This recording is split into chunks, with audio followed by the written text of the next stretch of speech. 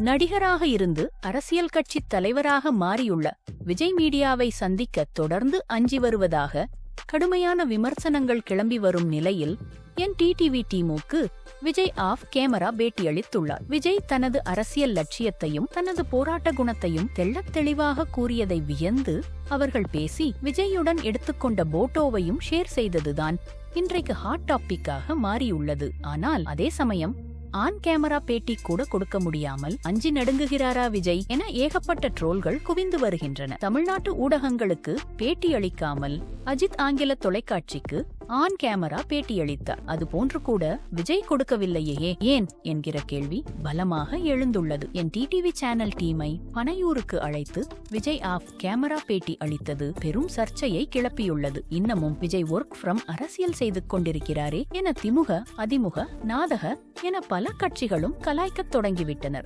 பத்திரிகையாளர்களை எதிர்கொண்டு பேட்டி கொடுக்க கூட தயக்கம் காட்டும் விஜய் எப்படி தமிழ்நாட்டை ஆட்சி செய்ய முடியும் என்றும், மக்கள் பிரச்சனைக்கு முதல் ஆளாக வந்து நிற்காமல் ஓடிவிட்டால் என்ன செய்வது என்கிற கேள்விகளையும் எழுப்பி வருகின்றனர். கரூர் சம்பவத்துக்கு முன்பாக ஒவ்வொரு சனிக்கிழமையும் விஜய் மக்களை சந்தித்து தனது ஒட்டுமொத்த அரசியல் கருத்தையும் நேரடியாகவே போல்டாக பேசினார். கரூர் சம்பவத்துக்கு பிறகும் மீண்டும் புதுச்சேரியில் ஆரம்பித்து தமிழ்நாட்டிலும் பிரச்சாரத்தை நடத்தினார். அடுத்ததாக வேலூரில் பிரச்சாரம் செய்ய முடிவு செய்துள்ளார். மக்கள் முன்பாக பேசும் தைரியம் கொண்ட விஜய் மீடியாவை புறக்கணிக்க சில காரணங்கள் இருக்கும் என்றும், ஒவ்வொரு அடியும் ஸ்ட்ராங்காக எடுத்து வைத்து அரசியல் ஆட்டத்தை ஆடி வருகிறார் விஜய். இன்று அனைவரும் அவரை பற்றியே பேச பேச மக்களிடம் அதுவே பெரிய பரப்புரையாக மாறிவிடும் என தளபதி ரசிகர்களும் தவேக தொண்டர்களும் ஹேட்டர்களுக்கு பதில் அடி கொடுத்து வருகின்றனர். கூடிய சீக்கிரமே விஜய் பத்திரிகையாளர்களை சந்திப்பார் என்றும் தகவல்கள் கசிந்துள்ளன.